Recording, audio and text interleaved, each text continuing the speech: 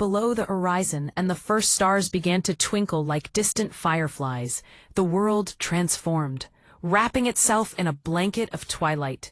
On the creaking old porch of a weathered house in Hollow Creek, Ohio, the gentle rhythm of a porch swing echoed the whispers of summer evenings long past.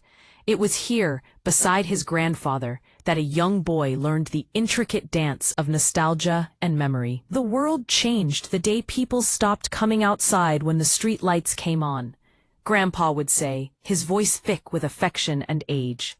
Every summer evening, as the sky bloomed into shades of gold and orange, the boy would sit close, feeling the warmth of his grandfather's presence. The sweet scent of lemonade mixed with the earthy aroma of freshly cut grass, while the faint hum of crickets created a symphony of nature that set the stage for stories that lingered in the air like the glow of fireflies. With a sigh and a smile, Grandpa would begin. It was the summer of '62, back when time moved slow and nobody was in a hurry to grow up. The boy's imagination would ignite, painting pictures of a simpler time filled with laughter and love.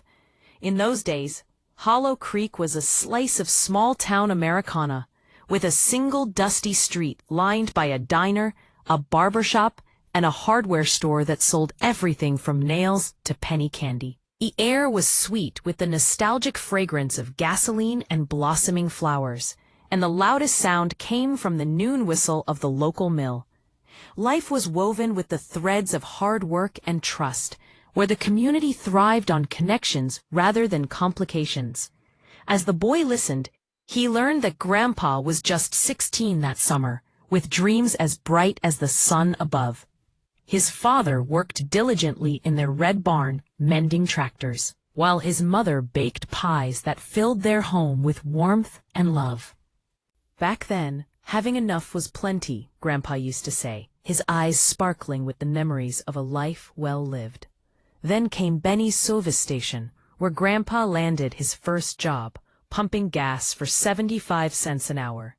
It was no mere paycheck that made those days special. It was Lydia Harper, the preacher's daughter, with hair tied by a red ribbon, who pulled into the station every Thursday afternoon. Her laughter rang like music in the summertime air. And every time she said, "Fill her up, Jimmy," Grandpa felt the rush of butterflies in his chest. They spoke about dreams and ambitions, both thinking that the world held infinite possibilities. But as July faded, a letter arrived from Ohio State University, bringing with it a full scholarship for engineering. The kitchen erupted in joy, but Grandpa's heart sank beneath the weight of his father's words. Who's going to keep the shop running when I'm gone? Torn between dreams of a bright future and the responsibility of family, the boy felt the storm of conflict brewing within his grandfather's heart. A tempest rolled through Hollow Creek, dark clouds blotting out the sun, and with it came a swift change. Grandpa's father, in an attempt to secure the barn roof, suffered a devastating injury, leaving him unable to work. The boy watched as the storm stripped their lives of stability, the rain soaking the letter, a poignant reminder of dreams deferred. He hung it to dry and tucked it away, never sending the reply that could change his future. Life moved on, slow yet steady, as Grandpa took charge of the family shop. Lydia left for college, their letters trailing off like the last notes of a song. Time blurred the edges of memory, and although he never voiced his heartbreak, each recollection of that summer held a weight that lingered in the silence between words. As the years passed, Hollow Creek began its slow fade into quietude. The mill shut down, the barber retired, and the vibrant essence of the town ebbed away. But Grandpa stayed, a steadfast lighthouse in the storm, keeping the shop open for the few who remained, believing that someone had to keep their beloved Hollow Creek alive. Then, in 1978, life took another turn as Lydia returned, carrying with her the echoes of their shared past. Their reunion was a bittersweet symphony, filled with laughter and shared sorrows. As they reminisced, Grandpa revealed his heart, saying, "Because someone had to stay to remember what it used to be like." In that moment, the boy understood that love and commitment often outweighed the lure of ambition. Their love blossomed anew, And beneath the old oak tree where they once danced at the church picnic, they married, proof that home is not merely a place, but a feeling that transcends time. Every evening after, as streetlights flickered on, Grandpa and Lydia would sway on the porch swing, enveloped in the warmth of each other's company, sharing stories over lemonade and the sweet serenade of their favorite songs.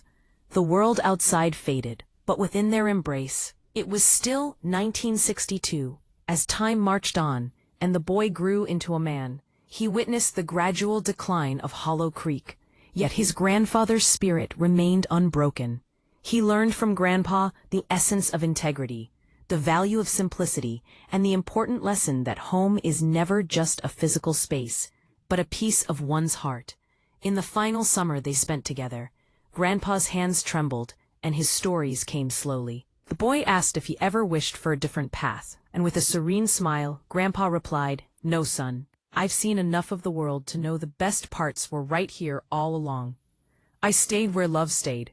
That's more than most folks can say." After Grandpa passed, the boy returned to Hollow Creek, a landscape now painted in shadows of its former self. Yet the familiar scent of hay and rain greeted him, and the old porch swing creaked a welcome. Sitting down, he held the harmonica, waiting for the first streetlight to flicker on. When it did, he heard Grandpa's spirit whisper, "See that light? That's how you know you're home." And at that moment, he understood. Nostalgia isn't a longing to return, but a celebration of what once was, a reminder that the love and lessons imparted can illuminate even the darkest paths. Years later, as he shared stories of Grandpa with his own children, he emphasized not the specifics of life or love, but the simple magic of when the streetlights came on.